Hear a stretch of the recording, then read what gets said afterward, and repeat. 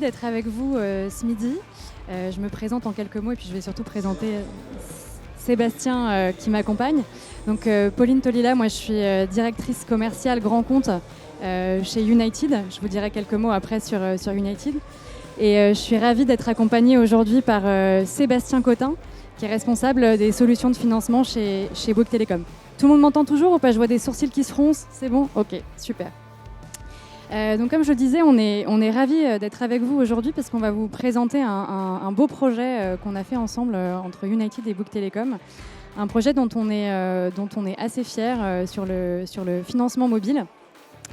Et je pense que les sujets de financement et de paiement côté retailer sont des sujets dont vous entendez beaucoup parler ces derniers temps, ces dernières années. Je pense que vous êtes un peu sursollicités sur le sujet, donc je vous rassure, aujourd'hui on ne va pas parler de BNPL, on va parler d'un sujet qui va largement au-delà de ça.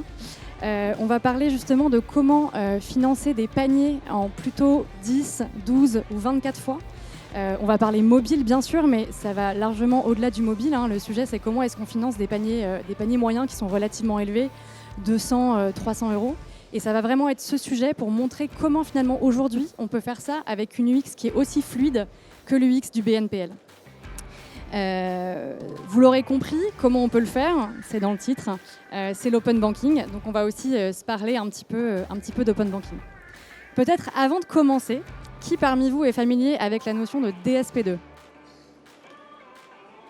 Ok, alors on va peut-être se parler un peu de DSP2 aussi. Et qui parmi ceux qui sont familiers en ont une bonne image ? Ok, encore moins. L'objectif de cette présentation, du coup, ça va être de réconcilier un peu les retailers avec la DSP2, puisqu'on sait que ça a été un gros sujet, notamment avec la mise en place de l'authentification renforcée dans le paiement. Donc l'objectif de la présentation, ça va être de vous réconcilier un peu avec la DSP2 qui a justement permis l'open banking. Quelques mots en termes d'agenda. Donc je vais très rapidement, je pense Sébastien que tu m'en voudras pas si je présente pas Bouygues Telecom. Je pense que je vais d'abord commencer par présenter, voilà, que tout le monde connaît un peu. Je présenterai très rapidement United. On va parler un peu aussi du coup du contexte avec le marché du mobile, d'open banking bien sûr. Et puis après, évidemment, on a maintenu le teaser pour pas tout de suite dans la présentation. On vous fera une petite démo et on vous en dira un peu plus sur la manière dont on a construit ce projet. Du coup, quelques mots sur United. Donc United, c'est une fintech européenne qui a été créée il y a maintenant un peu plus de 10 ans, qui est un spécialiste du crédit instantané. Donc le crédit instantané, nous, on l'applique à deux types de produits qui sont complémentaires mais différents. On l'applique à nos clients B2C, donc sur du prêt personnel. Donc aujourd'hui, sur le site de United, vous pouvez souscrire un prêt personnel en 5 minutes avec une validation instantanée. Et on l'utilise aussi avec nos partenaires, et notamment nos partenaires marchands dans le secteur des paiements. Si vous devez retenir trois grandes choses sur United, c'est tout d'abord que United, depuis le départ, a cherché vraiment, finalement, à faire du crédit avec une UX aussi simple que toutes les fintechs et que tous les nouveaux entrants du secteur, mais avec un produit aussi fiable et aussi solide que celui des banques traditionnelles. D'ailleurs, dans quelques jours, on va fêter l'obtention de notre agrément bancaire, l'anniversaire, c'était il y a 11 ans déjà. Donc c'est quelque chose dont on est assez fiers et qui fait totalement partie de notre ADN. Donc je dirais le meilleur de l'UX avec la sécurité d'une banque traditionnelle. La deuxième chose que vous pouvez retenir sur United, c'est que depuis ces 10 années, on a investi en termes de technologie, donc je le disais justement pour garantir la meilleure UX, mais aussi on a beaucoup investi sur les sujets de scoring. On travaille avec un scoring propriétaire. C'est un scoring qu'on fait évoluer au fil du temps, au fil du business qui se développe, etc. Et c'est quelque chose qu'on a vraiment voulu garder in-house pour qu'il soit le plus pertinent possible. Et enfin, la troisième chose qui nous caractérise, et je pense que c'est un sujet qui est très important, notamment en ce moment, c'est la responsabilité. La responsabilité, c'est un terme qui est très galvaudé. Je pense que vous devez l'entendre beaucoup, notamment en tant que retailer en ce moment. Chez nous, la responsabilité, c'est pas uniquement dans des slides. C'est aussi un sujet vraiment de business model et de faire des choix métiers. Et dans les choix métiers qu'on a fait, il y en a deux qui sont importants et qui vont, je pense, vous parler. Le premier choix, c'est que chez nous, on ne fait pas de revolving. Ça, c'est vraiment un sujet qui était important pour nous parce qu'on considère que le crédit amortissable, c'est le produit de crédit qui est le plus simple à comprendre pour un client qui sait exactement combien il va payer chaque mois. Et le deuxième choix produit assez fort qu'on fait, c'est que nous, on va commencer sur des paniers qui sont à 100 euros. On considère que financer des rouges à lèvres en 3 fois, il y a des gens qui le font, mais en tout cas, ce n'est pas notre métier. Donc voilà, 3 sujets vraiment, responsabilité, qualité de l'UX, expertise et fiabilité d'une banque. La dernière chose qui est quand même importante, ça peut vous intéresser, c'est qu'on est aujourd'hui sur 5 pays, donc on est vraiment un acteur européen. On n'est plus vraiment une start-up, hein, on a maintenant plus de 600 personnes. Et en Europe, du coup, on couvre la France, l'Italie, l'Espagne, le Portugal et l'Allemagne. Sans plus attendre, je vous propose de passer au sujet qui nous intéresse aujourd'hui, à savoir le financement du mobile. Et on va commencer du coup par se parler un peu du mobile et du marché du mobile. Évidemment, Sébastien, je pense que tu vas me couper puisque ça va vraiment être ton expertise que j'exploite ici. Mais si on regarde ce marché-là, globalement, il y a trois grands sujets qui sont intéressants et qui peuvent s'appliquer d'ailleurs à d'autres verticales, hein. Le premier sujet, c'est vraiment la premiumisation. Donc aujourd'hui, sur le marché européen, on a plus de 40% des mobiles qui sont vendus, qui sont des smartphones ultra premium. Et donc ça, évidemment, ça va tirer vers le haut le prix moyen des téléphones sur le marché. D'autant plus que les smartphones premium eux-mêmes ont connu une croissance extrêmement forte en termes de prix. Donc aujourd'hui, concrètement, acheter un smartphone, ça coûte un SMIC. Je schématise, mais globalement, ça veut dire ça. Le dernier point, qui est aussi un point extrêmement important, c'est le fait que c'est un produit qu'on achète de manière assez régulière.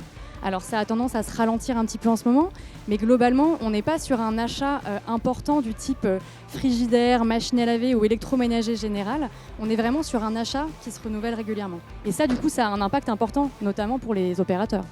Oui, en tout cas, de notre point de vue, ce qui est certain, c'est que on est des marchands. Donc on est des marchands un peu particuliers parce qu'on vend des produits et des services au niveau des opérateurs. C'est un marché qui est très concurrentiel. Et en fait, nous, le mot d'ordre, c'est l'accessibilité. Donc vraiment, ce qu'on est allé chercher avec le partenariat United, c'est de rendre encore plus accessibles les terminaux, donc les téléphones. Terminaux, c'est un peu notre langage d'opérateur, à tout le monde. Voilà, et de manière la plus large possible, mais la plus responsable possible aussi. Voilà. Donc vraiment, nous, notre enjeu numéro 1, c'est l'accessibilité et de permettre de transformer l'achat. Et c'est un très bon point, le sujet de l'accessibilité, parce que c'est justement pour ça que, de manière générale, avec le partenariat dont on va se parler, mais c'est une vraie tendance chez les opérateurs et chez les retailers, aujourd'hui, finalement, le financement en 10, 12, 24 ou 36 fois, c'est une tendance qui est vraiment en train de se développer de manière très, très forte sur ce marché. Pourquoi ? On parlait d'accessibilité, je parlais tout à l'heure du BNPL. Quand on parle de panier à 1 000 €, concrètement, payer en 3-4 fois, ça ne suffit pas.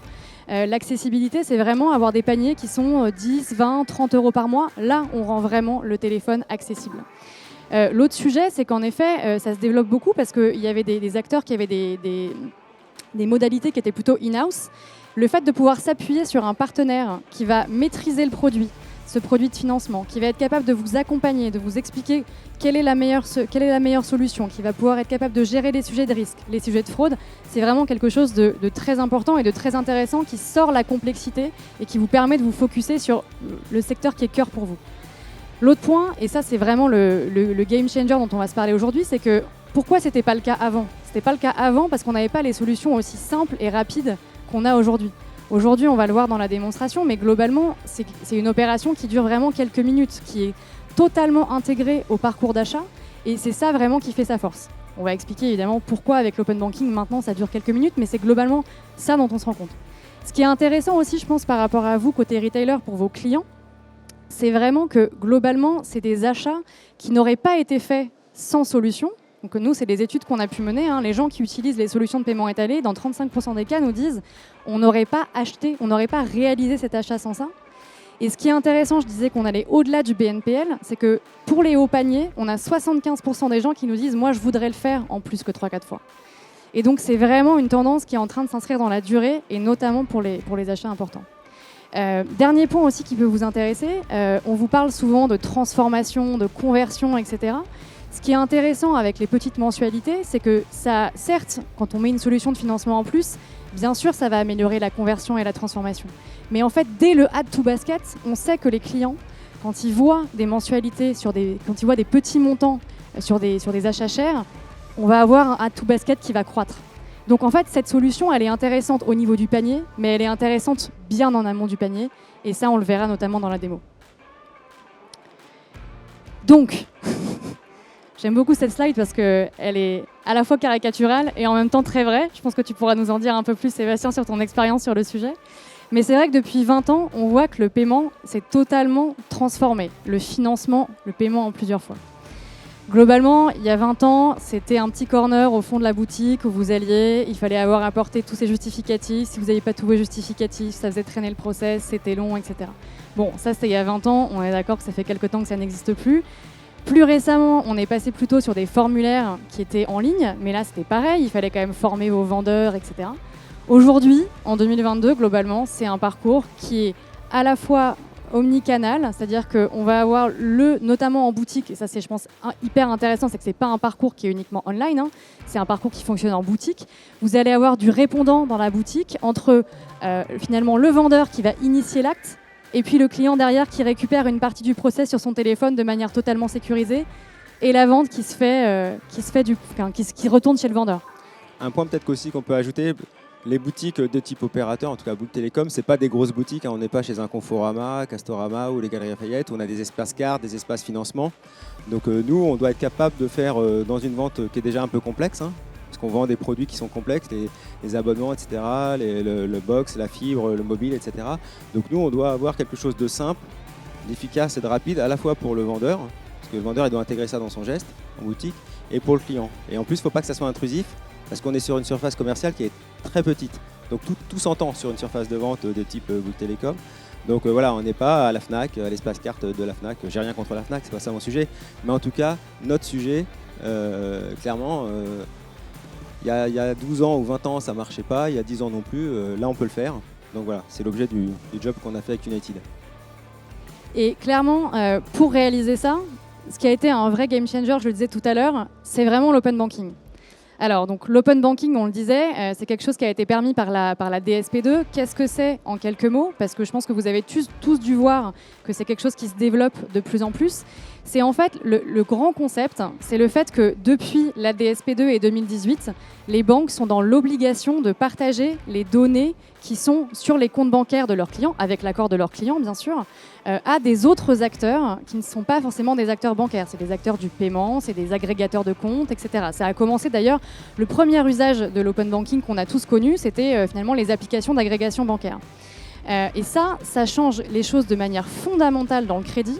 Parce que finalement, qu'est-ce qui était long dans le process d'octroi? C'était justement de récupérer les documents, de récupérer les relevés de compte, de récupérer les bulletins de salaire, d'analyser ces données et derrière de faire une validation. Avec l'open banking, ça finalement, ça se fait, et on le verra encore une fois dans la démonstration, j'arrête pas de faire du teasing, mais vous inquiétez pas, elle va arriver. Ça justement, c'est quelque chose qu'en fait avec l'open banking, on fait en instantané. C'est évidemment totalement sécurisé, c'est-à-dire qu'en fait, vous allez mettre vos identifiants dans le parcours. Selon votre banque, vous allez recevoir typiquement, donc là, le parcours qu'on verra tout à l'heure, c'est un parcours desktop. Donc moi, j'ai mis mes identifiants, j'ai reçu une notification sur mon téléphone. Est-ce que vous êtes OK pour valider la connexion? On clique avec empreinte et basiquement, le process est terminé. Nous, côté United, qu'est-ce qui se passe? On récupère ces informations à un instant T. Ces informations, elles ne sont pas stockées, hein, elles sont regardées à un instant T. Ça nous permet finalement de faire tourner nos scores et donner une acceptation. Et c'est vraiment ça l'instantanéité. L'autre point qui est vraiment très important, je pense qu'il est très intéressant, donc on a parlé de l'instantanéité, on vient d'en parler beaucoup, c'est vraiment la finesse d'analyse que ça procure. Parce que ça va permettre justement de pouvoir proposer à des clients qui sont généralement exclus finalement du système bancaire parce qu'ils sont freelance, parce qu'ils sont en CDD, etc. Ça va pouvoir leur permettre en fait que nous, côté United, on caractérise leurs revenus comme étant des revenus et donc on puisse aussi faire des crédits à ce type de population. Donc c'est un crédit qui est plus inclusif, qui est plus rapide et qui est en effet totalement instantané. C'est vraiment ça le game changer. Ce que ça nécessite quand même, parce qu'on commence à entendre beaucoup de gens qui parlent d'open banking, ça nécessite quand même une vraie expertise. Parce qu'en fait, le sujet, c'est pas uniquement de récupérer la donnée. Le sujet, c'est d'être capable de l'analyser, d'être capable de la catégoriser. Toutes les banques n'ont pas les mêmes manières de traiter les opérations, etc. Donc c'est vraiment là que réside aussi notre expertise. C'est cette connaissance, cette maîtrise fine de comprendre comment l'analyser et comment l'utiliser. Et ça, concrètement, ça prend pas mal de temps. Et aujourd'hui, je le disais, c'est aussi simple qu'un paiement par carte bancaire, puisque en effet, sur mobile, concrètement, l'expérience, vous allez choisir votre banque et votre appli va automatiquement s'ouvrir, va vous dire est-ce que vous êtes d'accord avec la connexion? Hop, empreinte et terminé. Donc c'est vraiment, aujourd'hui, on est sur un process avec les API qui est vraiment ultra fluide. Quelques mots sur ce que ça veut dire concrètement. Je pense que généralement, quand on parle avec nos marchands d'open banking, la première question qui se pose, c'est, et tu mentionnais ça tout à l'heure, Sébastien, en parlant du fait que ça pouvait être intrusif, c'est, mais finalement, est-ce que nos clients ne vont pas avoir peur? Est-ce que c'est pas quelque chose qui est intrusif? En fait, ce qu'on constate, je vais vous partager une petite anecdote. Moi, j'ai passé 9 ans dans le secteur bancaire traditionnel à la Société Générale.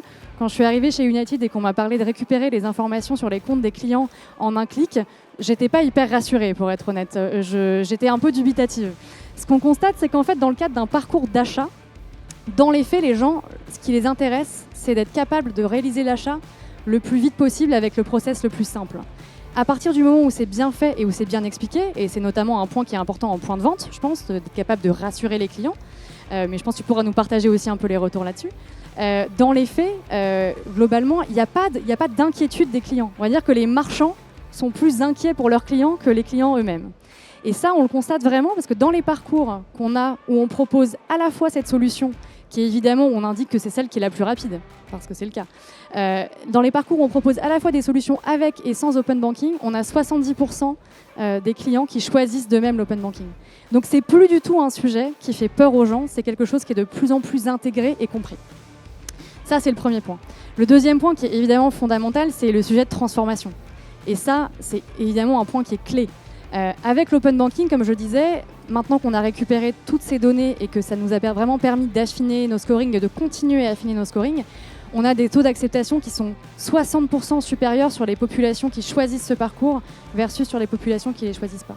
Et ça, c'est parce qu'on est vraiment capable de correctement discriminer, de prendre tous les revenus, comme je vous le disais tout à l'heure. Donc, c'est vraiment une solution, je ne vais pas dire qu'elle est magique parce que ce serait un petit peu exagéré, mais c'est vraiment une solution qui nous a changé la vie et qui, en plus, est un cercle vertueux. On a moins de fraude, on a moins de risques. C'est un cercle vertueux pour tout le monde. Et le dernier point, ça c'était pour vous donner un peu comment est-ce que ça se matérialise chez United. Nous, on est vraiment sur un nombre de données qui est très important. Et là, on est à 700 millions d'opérations qu'on a en base. Mais évidemment, tous les mois, là, on a une augmentation croissante. Donc c'est pour ça que je revenais sur le point de analyser les données. C'est important d'être capable de les catégoriser, de les analyser, etc. Toutes ces données, on n'en fait pas rien. Ça permet d'alimenter nos scores et ça permet de continuer à raffiner nos scores et à nous améliorer. Ouais, je vais juste commenter 2 points, en tout cas dans notre contexte.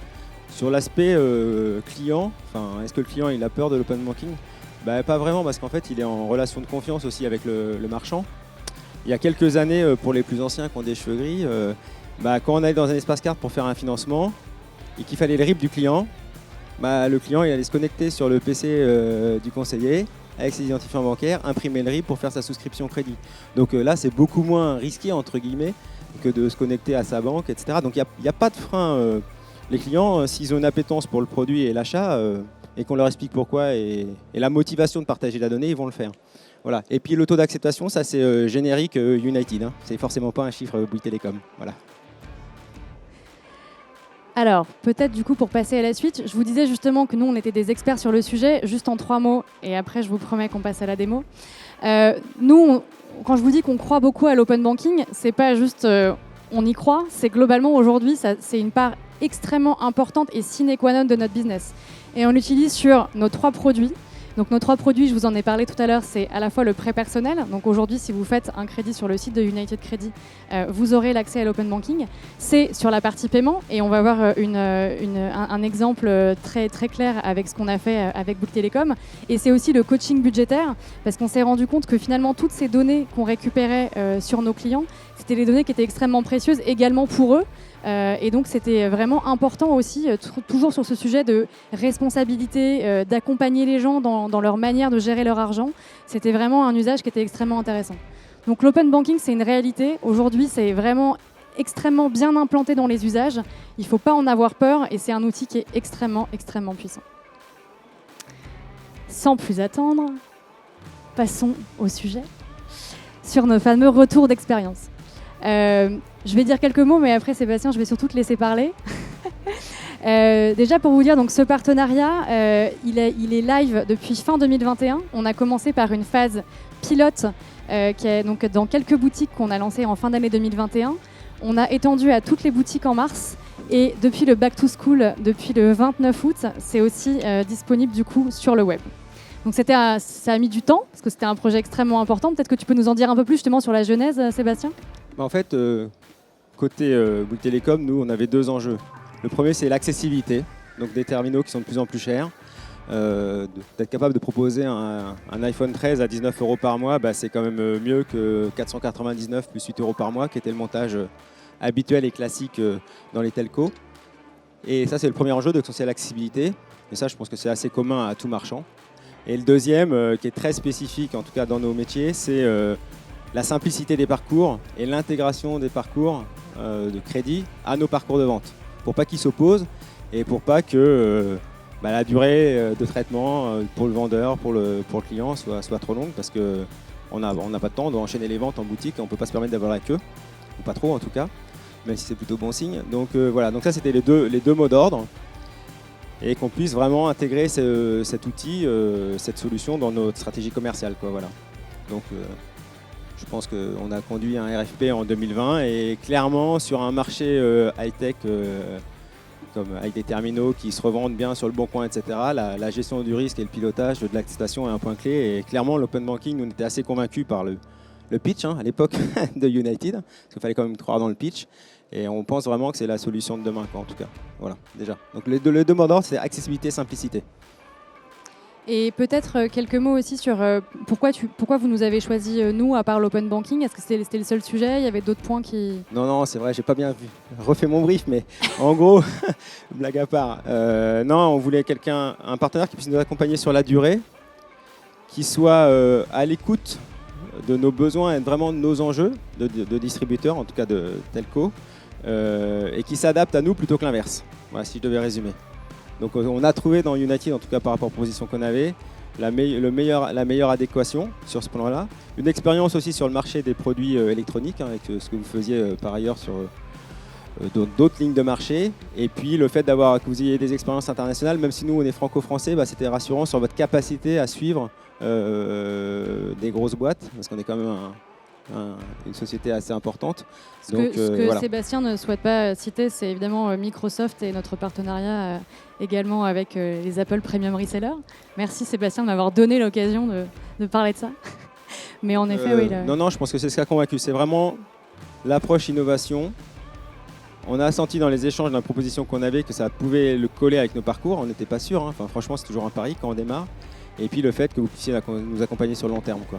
Moi, je pense que c'est vraiment les 3 points clés. Et dans les points clés que tu mentionnais, il y avait aussi le sujet justement d'avoir un parcours ultra simple, ultra rapide, pour justement qu'en point de vente, ça pénalise pas les vendeurs. Alors disons que dans mon brief à moi, j'avais que le parcours ne devait pas durer plus de 5 minutes en boutique. Voilà. Sur le web, c'était un peu moins important, en tout cas la DMT, mais il fallait que ça dure moins de 5 minutes et donc est intégré dans notre parcours de vente. Donc vraiment, je pense que c'est là où, dans toutes les propositions qu'on avait, il n'y avait pas photo, quoi, clairement. Et alors du coup, sans plus attendre, on va pouvoir vous montrer la démo. Juste avant de la lancer, je voudrais vous dire quelques mots. Je dis avant de la lancer parce que malheureusement, PowerPoint ne me permet pas de faire des pauses. Donc je vais vous donner quelques éléments de contexte. Alors la démo, je l'ai faite moi, vendredi. Donc c'est pas real time, mais presque real time. C'est pour ça que vous allez voir qu'il y a mes informations qui vont être floutées. Globalement, ce qu'il faut retenir, donc là, on se positionne sur un format desktop pour qu'il soit bien visible par tout le monde. Vous allez voir les différentes étapes. C'est un parcours qui commence évidemment chez Bouygues Telecom, qui derrière arrive sur la plateforme de financement et qui revient chez Bouygues Telecom. Dans les éléments qui sont intéressants, c'est que vous avez à la fois la possibilité évidemment de financer le téléphone, mais il y a aussi le financement des accessoires, qui est un point, je pense, qui était aussi très important pour vous. Et on reparlait de ces sujets, qu'est-ce qui est important pour vous, la conversion, l'augmentation des paniers moyens, le fait justement de pouvoir financer des téléphones, mais aussi des accessoires en termes d'upsell et de cross-sell, c'est des choses qui sont extrêmement importantes, évidemment. Donc voilà, c'est les points clés que vous allez voir dans cette démonstration. Je pense qu'on peut maintenant la lancer. En attendant que ça se lance, moi je peux juste rajouter un point, c'est qu'on a lancé les boutiques en mars et qu'on a lancé ça en plein back to school, qui est quand même une période assez importante pour notre marché. Ça veut dire qu'on avait quand même relativement confiance dans le travail qu'on avait mené de notre côté et aussi avec Bouygues Telecom pour lancer ça. Ça c'est moins intéressant. Voilà, donc il faut quand même avoir ça en tête, c'est que c'est pas un lancement anodin côté Bouygues Telecom de mettre une vingtaine de terminaux en affichage prix crédit. Donc là, on est du coup sur le site de Bouygues Telecom. On arrive du coup sur ce qu'on appelle le mur des terminaux. Tu me corriges sur la diction. Je choisis un téléphone avec mes différentes options. Donc là, j'ai choisi quelque chose du coup de relativement simple pour faire la démonstration, que j'ajoute au panier. Comme je ne suis pas cliente Bouygues Télécom, on me propose évidemment un forfait. Derrière, je ne prends pas d'assurance. Là, j'arrive sur la fameuse page des accessoires. Donc j'aurais pu, je ne l'ai pas fait, mais j'aurais pu sélectionner un accessoire. Je mets mes informations de livraison qui sont floutées. Je choisis mes informations, mon adresse, etc. qui est floutée. Je choisis mon mode de livraison à domicile. Et derrière, je vais devoir mettre mon IBAN. Vous allez voir, ça va passer un peu vite parce que du coup, je l'ai mis et que du coup, on est passé sur la page du dessous. Donc j'ai bien un financement à 36 mois et là, j'ai finalisé mon panier. Je passe ici du coup sur la partie qui est chez United. Et là, chez United, je commence par évidemment la base du crédit. La première étape, c'est la partie KYC, donc avec le téléchargement de ma pièce d'identité que je vais télécharger du coup en recto et en verso, avec une analyse documentaire qui va être faite en real time. Et derrière, je vais passer sur la partie bancaire. Donc là, concrètement, comme je suis sur desktop, je vais devoir tout taper. Si j'étais sur mon téléphone, concrètement, ça générerait automatiquement un appel API à mon application bancaire. Donc je mets mes identifiants, que vous ne verrez pas, malheureusement. Et là, mes comptes sont en train d'être synchronisés. Donc là, ce qui se passe, c'est qu'on vérifie si le compte fonctionne, si j'ai suffisamment d'informations et si je peux accepter le client. Fort heureusement, ça a fonctionné. Je vais choisir du coup le compte, celui qui a été agrégé, sur lequel je souhaite que les prélèvements soient effectués. Je finis mes informations contacts. Je vérifie l'email, ça c'est un point évidemment qui est important pour nous également en termes de KYC.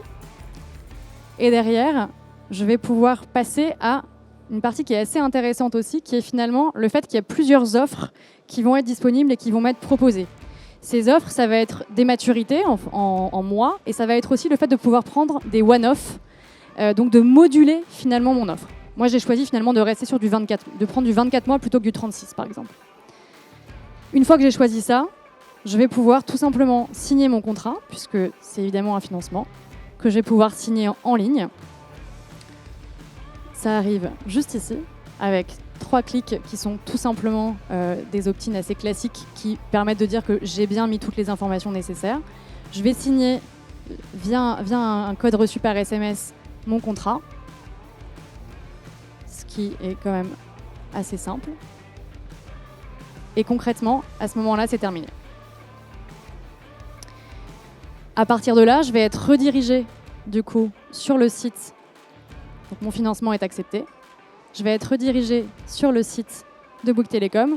Pour finaliser, comme vous avez pu le voir, il y avait un upfront. Donc je vais juste finaliser cette partie-là. Et le parcours est terminé.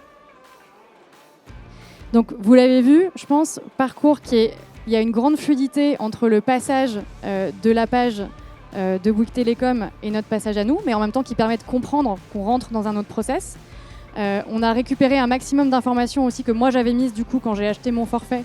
On les a récupérées dans le parcours d'octroi. Vous pouvez financer les accessoires, vous pouvez moduler vos échéances de paiement. Donc c'est un parcours qui est fluide où finalement l'utilisateur a tout à fait la main sur ce qu'il est en train de faire. C'est clair, c'est bien expliqué et c'est rapide. Je pense que vous aurez peut-être des questions après. On aura sans doute un peu de temps pour les prendre. Mais voilà, ce parcours-là, donc là on vous a présenté un parcours web. Ce qui est important, c'est qu'en boutique, in fine, c'est quasiment le même parcours. Oui, c'est très proche en boutique. C'est juste que c'est une vente assistée. Donc du coup, il y a plus d'opérations, il y a plus d'interaction entre le vendeur que le PC et le client. Mais voilà, sinon c'est exactement le même principe. Globalement, ce qui va se passer en boutique, c'est que, comme je vous le disais, il y aura un aller-retour entre le vendeur et le téléphone du client qui va pouvoir, notamment sur les opérations d'agrégation, etc., réaliser tout ça directement sur son téléphone aussi pour des questions justement de sécurité. Ouais, et puis sincèrement, tout ce qui est bancaire, c'est quand même des données qui nous sont propres. Donc oui, le fait de pouvoir le faire sur son propre device, de recevoir un lien pour dire je termine. Donc en gros, c'est un parcours en 2 temps. C'est assister avec le vendeur, débranchement sur le téléphone du client, et dès que le client il a fini sa manip, du coup, il peut finaliser sa commande sur notre parcours habituel. Peut-être pour terminer, je pense, par rapport à ça, Sébastien, je sais que c'est un projet qui a été assez important pour vous. Comme on vous l'a dit, ça a pris du temps à être déployé partout, du temps normal de mise en place, de tests, de s'assurer que la solution fonctionne, etc. Qu'est-ce que tu pourrais donner comme conseil à des gens qui voudraient faire ce type de projet ? Alors, il y a 2 sujets je dirais. Il y en a un, c'est quand on est en réseau de vente, il y a tout le change pour le réseau de vente. Voilà, nous, on a les 500 boutiques, plus de 3000 vendeurs. Ça ne se fait pas en claquant des doigts.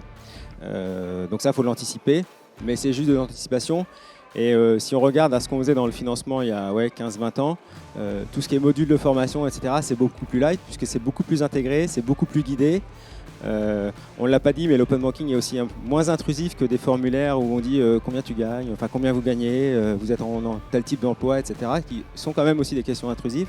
Donc tout ça, ça évite d'avoir à former le personnel sur ces questions-là. Et puis après, donc ça c'est le côté change, technique, vente, etc. Et après, le deuxième point, c'est le côté technique. Donc les opérateurs ont des systèmes complexes, donc ça ne se fait pas non plus en un claquement des doigts.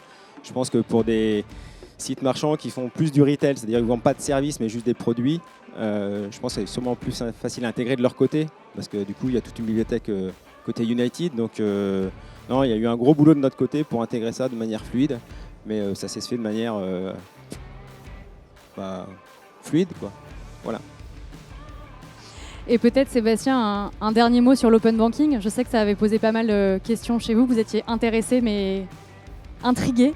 Je pense comme tout le monde, sincèrement, de se dire est-ce que le client va partager ses données mais c'est un peu le point que je disais juste avant, en fait. Pour moi, il y a 2 points. Il y a la relation de confiance avec le marchand, voilà. Donc, qui fait que le client, il se lâche plus facilement, entre guillemets, il hésite moins. Et puis les clients, ils progressent aussi dans les technologies, donc ils sont quand même habitués, le paiement 3D Secure, de recevoir des notifications, etc. Donc comme tu disais, quand on est en mode API, c'est encore plus simple que ce que vous avez eu ici, parce que ça débranche sur le mobile du client. Le client il dit tiens, vous avez comme un paiement 3D Secure à payer, sauf que là c'est pour finaliser votre demande United, accepter la transaction, ils acceptent et c'est réglé. Donc franchement, il n'y a pas de raison que ce ne soit pas la solution du futur. Voilà aussi, surtout. Je pense que c'est le bon mot de la fin. Je ne sais pas quelle heure il est, je n'ai pas regardé. Mais je pense qu'on a le temps pour des questions, si vous en avez. J'espère qu'on vous a passionné.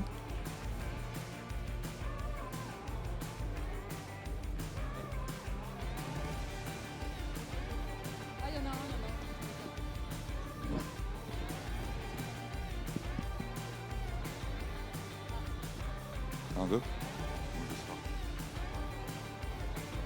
Vous parlez près, c'est bon. Oui, vous m'entendez? Oui. Ok, super. Vous devez rentrer votre RIB sur le parcours client et C'est notre parcours. sur votre parcours à vous. Ouais, oui, parce qu'on fait des prélèvements pour les abonnements. Et avec l'open banking, vous avez quand même des solutions pour... Ça, on a fait un exemple sans, mais on a aussi ça. D'accord. Ok, merci.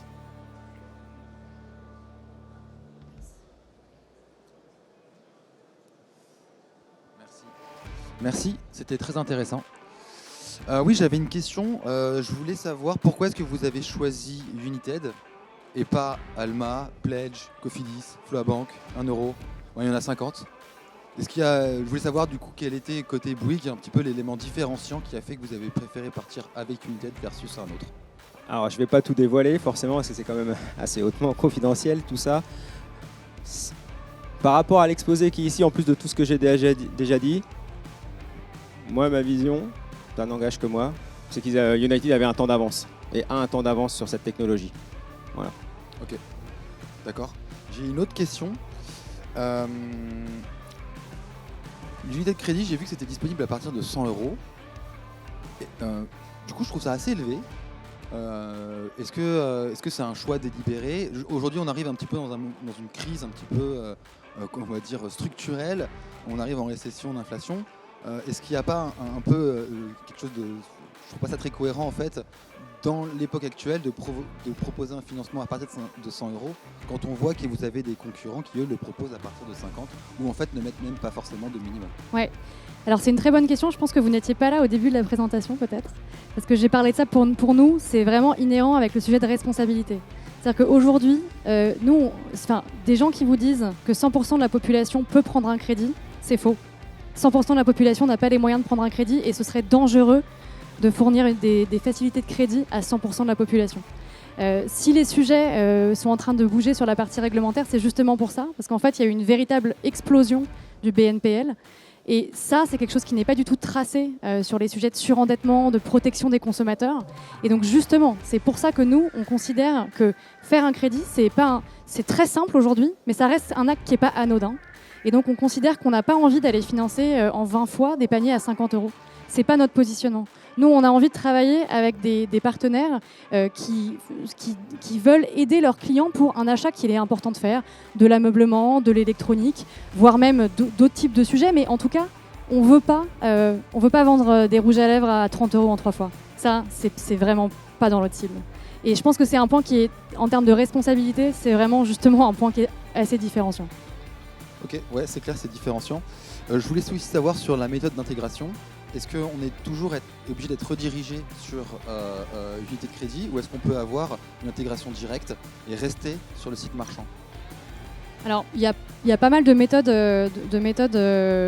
d'intégration différentes. La méthode dont vous parlez, c'est une méthode qu'on sait faire, qui est plus coûteuse et qui est plus complexe aussi en termes d'entretien, en termes de run, comme on dit en termes projet. Donc, c'est pas forcément celle-là qu'on va privilégier. Globalement, on considère aujourd'hui que l'UX elle est suffisamment fluide pour que ça fonctionne, mais c'est clairement des sujets qu'on peut étudier au cas par cas. Et alors j'ai une dernière question, après je vais arrêter là. Parce qu'en fait, moi j'ai trouvé ça assez long finalement, je vais vous dire la vérité, parce que en fait ça allait vite parce que vous n'avez pas lu le contrat. Mais si je lisais le contrat, si je prenais le temps, en fait ça me prenait l'heure, ça me prenait facile une demi-heure. Est-ce qu'on est toujours obligé de passer par un contrat ou est-ce qu'en fonction du montant, on peut aussi éviter ce genre de choses? Alors, vous touchez au point qui est important sur le fait qu'est-ce que c'est de faire du financement régulé. Dans le financement régulier, il y a des étapes clés, la connaissance client, l'étude de solvabilité, justement pour savoir si la personne peut ou pas faire un crédit, si ça ne la met pas en danger de faire un crédit, et il y a la signature du contrat. C'est une étape clé.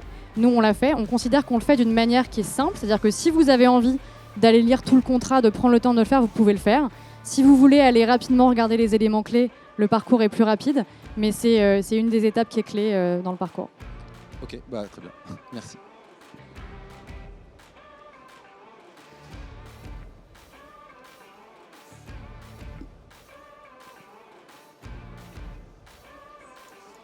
Bonjour.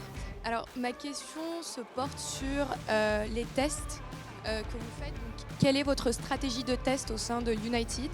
Comment vous faites pour tester le KYC, les transactions et tout ce qui va avec? Alors, je ne sais pas ce que vous entendez par test, vous voulez dire contrôle? Comment vous faites pour tester en interne l'intégration des API et notamment le processus KYC? Alors, je suis un peu désolée parce que je vais arriver à la limite de mes compétences. On a chez United, globalement, plus de la moitié de nos équipes sont des équipes de dev. Donc je sais qu'on a, et d'ailleurs c'est aussi pour ça justement qu'on a fait des sorties un peu séquencées. On a des périodes de tests qui sont assez longues. Je pourrais vous en dire plus dans un temps 2 pour vous dire en détail comment c'est. Mais en tout cas, oui, c'est quelque chose qu'on fait au quotidien. Mais globalement, si vous voulez, toutes les étapes là qu'on vient de décrire, c'est des étapes qui sont totalement intégrées à nos parcours également sur le crédit. Donc en fait, on continue, on monitore le fait que ça fonctionne bien, qu'on n'a pas de problème. Et pour passer d'une étape à l'autre, il faut que toutes les étapes soient remplies. Donc en run, je sais qu'on n'a pas de sujet. Les stratégies de test, malheureusement, c'est vraiment pas du tout mon domaine. D'accord, je vous remercie. Oui, moi j'avais une question parce que vous avez mentionné l'international et j'ai vu dans la liste des différentes banques qu'on avait dans votre démonstration qu'il n'y avait pas tellement de banques étrangères. Est-ce que c'est possible aujourd'hui? Est-ce que moi, si j'ai un compte en banque par exemple allemand, est-ce que je peux faire un crédit auprès de vous? Alors, c'est une très bonne question. Aujourd'hui, on octroie des crédits à des résidents de l'Union européenne. On est en train d'étendre ce sujet-là parce qu'on sait qu'on a des gens qui ont des comptes typiquement qui ont des comptes dans d'autres banques européennes avec lesquelles on peut travailler. Là aujourd'hui, c'est pas le cas d'usage principal. Hein, pour être tout à fait honnête, on est un peu comme toutes les entreprises, on travaille en 80-20, hein, je dirais. Donc l'objectif c'était d'avoir le maximum de cas, mais c'est en effet un sujet qu'on est en train de regarder, notamment pour des partenariats internationaux qu'on a. D'accord, ok, merci. Oui, parce que du coup, le DSP2, c'est valable partout. Tout à fait, c'est Europe, une directive européenne, donc ça fonctionne partout. Les pays, exactement, okay. exactement. Merci. Les pays sur lesquels on le fait le plus aujourd'hui, c'est vraiment la France, bien sûr, mais aussi l'Espagne, qui est vraiment un pays où il y a des taux d'adoption qui sont très, très élevés. Et c'est vraiment en train de se développer également dans les autres pays, y compris des pays... Parce qu'en fait, pour rentrer un peu dans le détail, c'est une question intéressante. La DSP2, ça s'est aussi beaucoup développé dans des pays qui n'ont pas de bureau de crédit. Les bureaux de crédit, on en a dans beaucoup d'autres pays où en fait, finalement, vous avez des informations qui sont disponibles pour toutes les banques. Et en fait, la DSP2, c'est vraiment aussi en train de se développer, y compris dans des pays qui ont des bureaux de crédit très forts. Parce que ça permet d'apporter d'autres types d'informations et parce que ça apporte une valeur encore plus importante. Donc, très bonne question. Merci.